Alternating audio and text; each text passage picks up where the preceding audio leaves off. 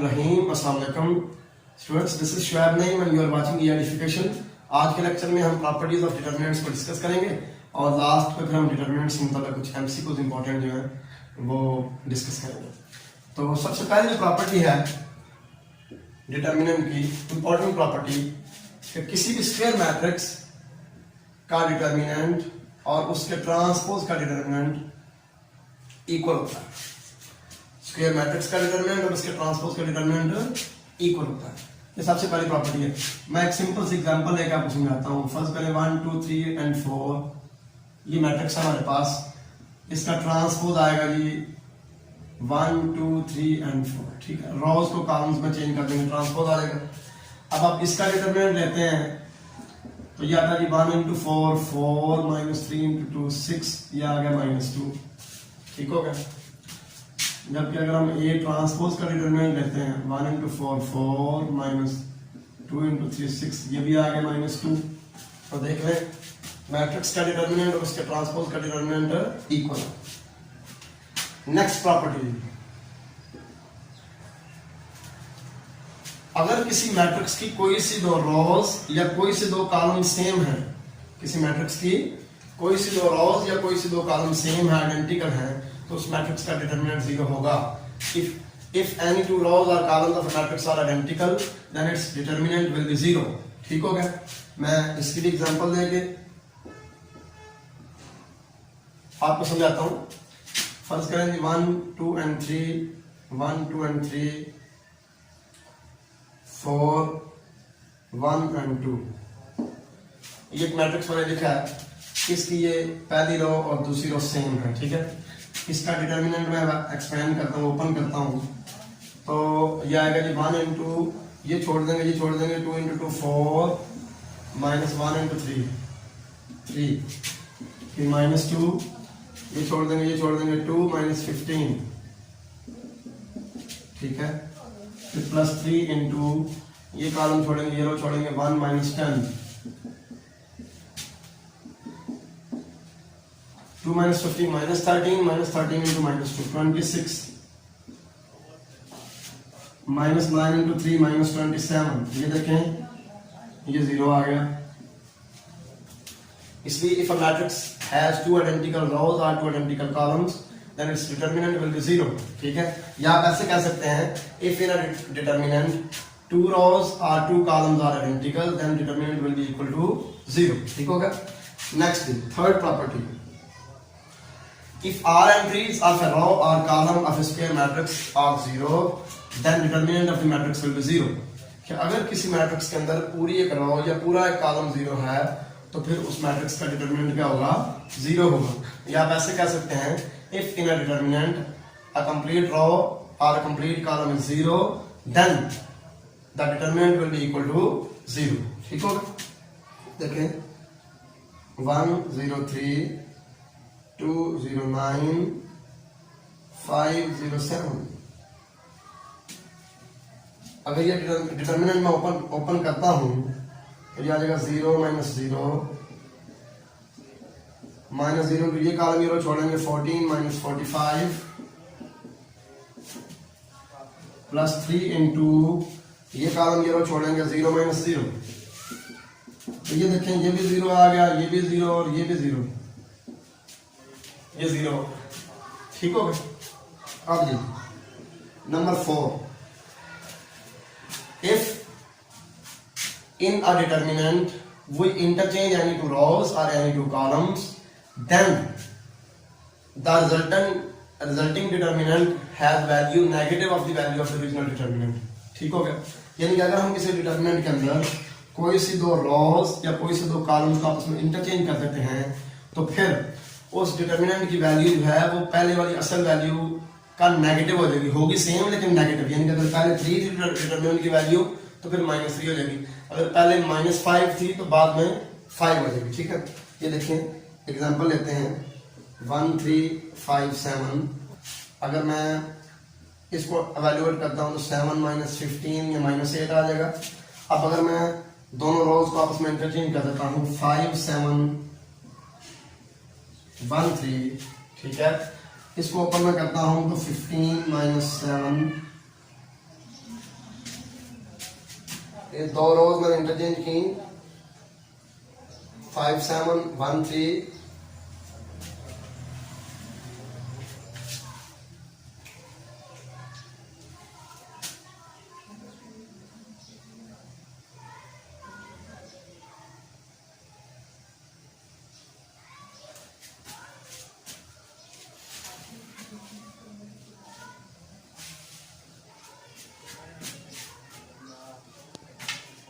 अब next property ये है, चौथी प्रॉपर्टी, कि अगर हम हमारे पास कोई मैट्रिक्स है, हम उसके अंदर कोई सी दो रोज या कोई से दो कॉलम्स को आपस में इंटरचेंज कर देते हैं, तो फिर नया मैट्रिक्स जो बनेगा उसका डिटर्मिनेंट पहले वाले ओरिजिनल मैट्रिक्स के डिटर्मिनेंट का एडिटिव इनवर्स होगा। यानी कि होगा तो सेम लेकिन साइन अपोजिट होगा, अलामत उल्टी होगी। यानी कि अगर हमारे पास एक मैट्रिक्स है, उसका डिटर्मिनेंट था -5, ठीक है। फिर हमने क्या किया, ए के अंदर कोई सी दो रोज या कोई सी दो कॉलम्स को आपस में इंटरचेंज कर दिया, तो जो नया मैट्रिक्स बना, फर्ज करें वो बी बना, तो बी का डिटर्मिनेंट होगा +5, ठीक है। इसकी एग्जांपल लेते हैं। फर्ज करें आपके पास एक मैट्रिक्स है जी 1 2 5 7, इसका डिटर्मिनेंट आता है जी 1 × 7 7 -5 × 2 10, ये -3 आ गया, ठीक है। फिर आप ऐसा करते हैं, इसकी दोनों रोज को आपस में इंटरचेंज कर देते हैं। 5 7 दूसरी रो को पहली रो बना देते हैं, पहली रो को दूसरी रो बना देते हैं। इसका डिटर्मिनेंट लेते हैं, तो 10 - 7 ये आ गया 3। देख लें आप, ए का डिटर्मिनेंट -3 था पहले, फिर हमने जब उसकी दो रोज को आपस में इंटरचेंज किया तो फिर डिटर्मिनेंट क्या आ गया +3। इसका मतलब है कि दो रोज या दो कॉलम्स को आपस में इंटरचेंज करने से डिटर्मिनेंट की वैल्यू में सिर्फ अलामत का फर्क पड़ता है, साइन चेंज होता है, ठीक हो गया। ये चीज है। नंबर 5,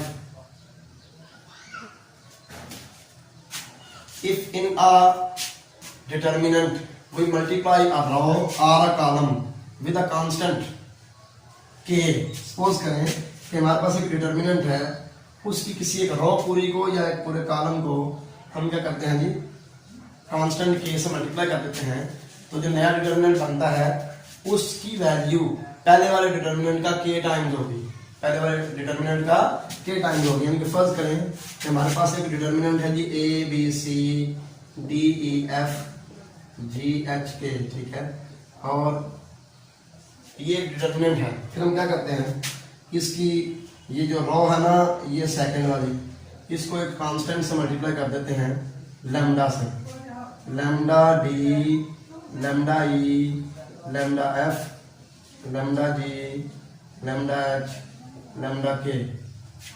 एक रो को सॉरी मल्टीप्लाई करना, अगर हम एक रो को किसी कांस्टेंट से मल्टीप्लाई कर देते हैं, मैंने लैम्डा से मल्टीप्लाई कर दिया है, तो इस डिटर्मिनेंट की वैल्यू का k टाइम्स होगी, ठीक होगा। If we have a determinant, we multiply its row or a column with a constant, say lambda, ठीक है, then the value of the new determinant will be lambda times the value of the original determinant, ठीक हो गया। ये बात मैंने यहाँ पे समझाई है कि अगर हम किसी डिटर्मिनेंट के अंदर उसकी पूरी रो या पूरे कॉलम को किसी कांस्टेंट से मल्टीप्लाई कर देते हैं, तो जो नया डिटर्मिनेंट बनता है उसकी वैल्यू ओरिजिनल डिटर्मिनेंट का कांस्टेंट टाइम्स वही कांस्टेंट, अगर लैम्डा से मल्टीप्लाई किया तो लैम्डा टाइम्स होगी, ठीक हो गया। ये बात है। नेक्स्ट है जी, छठी प्रॉपर्टी ये है कि if each entry of a column or a row of a determinant, each entry of a column or a row of a determinant is sum of two or more numbers, then this determinant can be written as sum of two or more determinants। इस बात का क्या मतलब है, फर्ज करें कि हमारे पास a b a1 plus b1 c d c1 plus d1 e f e1 plus f1, इस तरह का डिटर्मिनेंट है कि जिसकी एक रो या एक कॉलम जो है उसकी तमाम एंट्रीज दो या दो से ज्यादा नंबर्स का सम है, तो जितने नंबर्स का सम होंगी एंट्रीज, हम इस डिटर्मिनेंट को उतने ही डिटर्मिनेंट्स के सम के तौर पर लिख सकेंगे, ठीक है।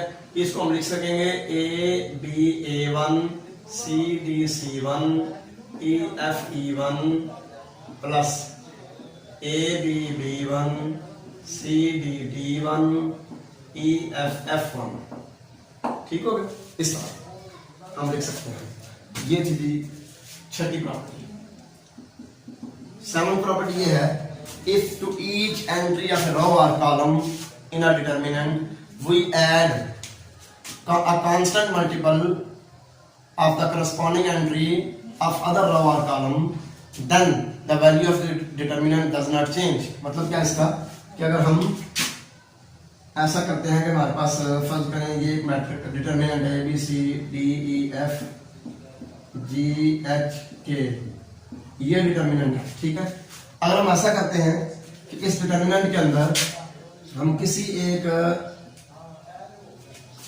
कॉलम को किसी कांस्टेंट से मल्टीप्लाई करके उस कॉलम को किसी दूसरे कॉलम में ऐड कर देते हैं, या एक रो को किसी कांस्टेंट से मल्टीप्लाई करके उसको किसी दूसरी रो में ऐड कर देते हैं, तो डिटरमिनेंट की वैल्यू में कोई फर्क नहीं पड़ेगा। मसलन मैं करने लगा हूँ, मैं लिखता हूँ कि A plus lambda B D plus lambda E G plus lambda H B C E F H K. मैंने क्या किया है, पहले कॉलम की हर एंट्री में दूसरे कॉलम की कोरस्पॉन्डिंग एंट्री का लैम्डा टाइम्स ऐड कर दिया है, ये देखें। ठीक है, तो ये प्रॉपर्टी ये कहती है कि इन दोनों डिटरमिनेंट्स की वैल्यू में कोई फर्क नहीं होगा। If to each entry of row और column we add constant times corresponding entry of other row और column, the value of the determinant does not change. तो इस केस में डिटरमिनेंट की वैल्यू चेंज नहीं होती। ठीक हो गया। आठवीं property, if a matrix is in triangular form then its determinant will be product of its diagonal entries। अगर कोई मैट्रिक्स ट्रायंगुलर फॉर्म में है, लोअर ट्रायंगुलर है या अपर ट्रायंगुलर है, तो उसका जो डिटरमिनेंट है वो उसकी डायगोनल की एंट्रीज का प्रोडक्ट होगा। ठीक हो गया। मसलन एग्जांपल लेते हैं, फर्ज करें कि हमारे पास ये एक मैट्रिक्स है जी 1 0 9 0 2 3 0 0 5। अब देखें ये जो हमारा मैट्रिक्स है, इस ये एक अपर ट्रायंगुलर मैट्रिक्स है, इसके डायगोनल के नीचे वाली तमाम एंट्री जीरो है। मैंने बात ये की है कि इसका डिटरमिनेंट जो है वो इन टर्म्स के प्रोडक्ट के बराबर होगा। अभी क्या करते हैं, अपनी बात को भी प्रूव करता हूँ। ठीक होगा। अब देखिए मैं इसका डिटरमिनेंट लेता हूँ तो क्या आएगा जनाब, 1 इंटू आएगा 10 माइनस 0, ये सेकंड टर्म 0 है, इसकी वजह से सारा 0 है, प्लस 9 इंटू आएगा जी 0 माइनस 0, तो ये 10 आ गया। अगर आप डायगोनल वाली एंट्रीज को मल्टीप्लाई करते हैं तो फिर भी आंसर क्या आएगा, 10 आएगा। तो इस तरह की बात साबित हो गई कि ट्रायंगुलर मैट्रिक्स जो है उसका डिटरमिनेंट उसके डायगोनल के एलिमेंट्स का प्रोडक्ट होगा। अब नेक्स्ट प्रॉपर्टी, 9th प्रॉपर्टी वो ये है कि if a matrix is in diagonal form, अगर मैट्रिक्स डायगोनल मैट्रिक्स है यानी कि उसके डायगोनल के एलिमेंट्स के अलावा बाकी सारे एलिमेंट्स जीरो हैं, then again its determinant will be equal to product of its diagonal elements. तो फिर भी इसका जो डिटरमिनेंट है इसके डायगोनल एलिमेंट्स का प्रोडक्ट होगा। ये 9th प्रॉपर्टी हो गई। ठीक हो गया।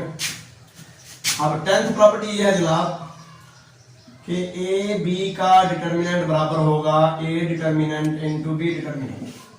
ठीक होगा ना, ए बी का डिटरमिनेंट बराबर होगा ए डिटरमिनेंट इनटू बी डिटरमिनेंट।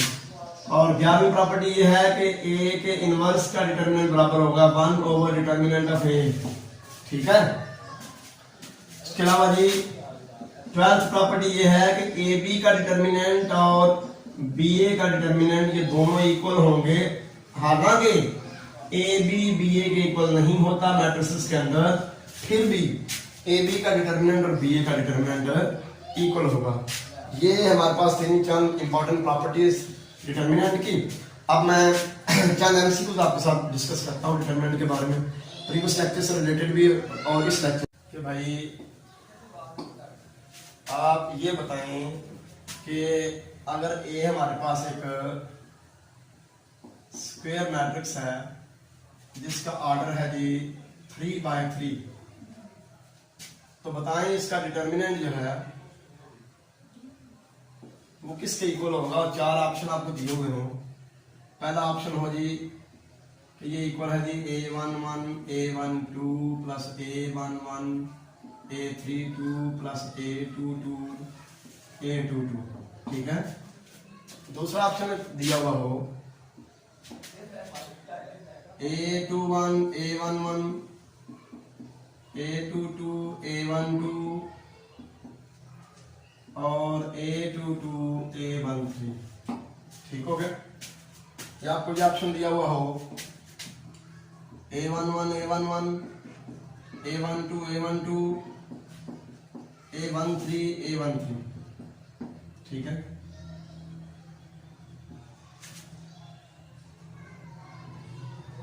और चौथा ऑप्शन हो नन ऑफ दीज, इनमें से कोई भी नहीं, ठीक है। तो फिर आप जो है ये वाला ऑप्शन टिक करेंगे, ये वाला ऑप्शन आप चूज करेंगे, क्योंकि मैंने प्रीवियस लेक्चर में आपको ये बताया था कि किसी भी मैट्रिक्स का डिटरमिनेंट जो है वो किसके इक्वल है, sum of products of elements of row और कॉलम विद देयर कोफैक्टर्स, ठीक है। A11 और उसका कोफैक्टर प्रोडक्ट हो गया, A12 उसका कोफैक्टर प्रोडक्ट हो गया, A13 उसका कोफैक्टर प्रोडक्ट हो गया, तीनों का आप सम ले लें तो ये हमारे पास आ जाएगा डिटरमिनेंट A का, ठीक हो गया। अब आपसे कहा जाए कि जी A13 जो है, A13 इसका माइनर यानी कि M13 इक्वल है -5 के, ठीक है। आप बताएं कि A13 का कोफैक्टर क्या होगा, कोफैक्टर क्या होगा, ये पूछा जा सकता है। तो आप देखिए A13 का फार्मूला क्या होता है, -1 की पावर 1 + 3 M13, ठीक हो गया। -1 की पावर 1 + 3 M13, M13 जो है -5 है, और -1 की पावर 4 जो है 1 हो गया, तो ये आ गया -5, ठीक है। इस तरह का क्वेश्चन पूछा जा सकता है, ठीक हो गया।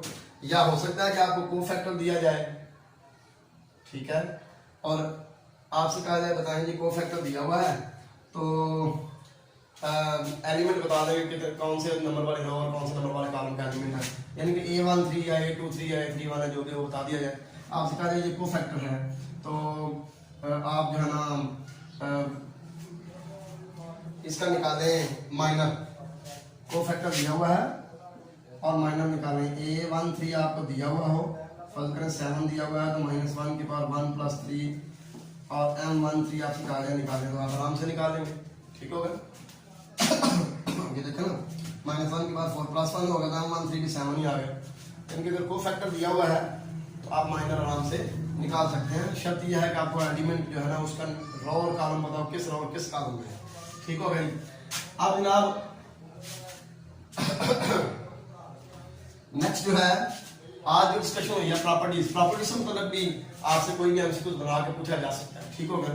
मसलन फर्ज करें आपसे कहा जाए कि जो है ना हमारे पास जी एक डिटर्मिनेंट है 137000259, तो बताएं इसकी वैल्यू क्या होगी। तो आप फौरन 0 को टिक करेंगे, क्योंकि इसका पूरी एक रो जो है ये 0 के इक्वल है, ठीक हो गया ना। अब जो मैंने लास्ट पॉइंट बताया था कि ए बी का डिटर्मिनेंट जो है वो बी ए के इक्वल होगा कि नहीं। ए बी का डिटर्मिनेंट ए के आपको 4 ऑप्शन दे दिए जाए कि भाई ए बी का डिटर्मिनेंट नंबर 1 ए के डिटर्मिनेंट के इक्वल है, नंबर 2 बी के डिटर्मिनेंट के इक्वल है, नंबर 3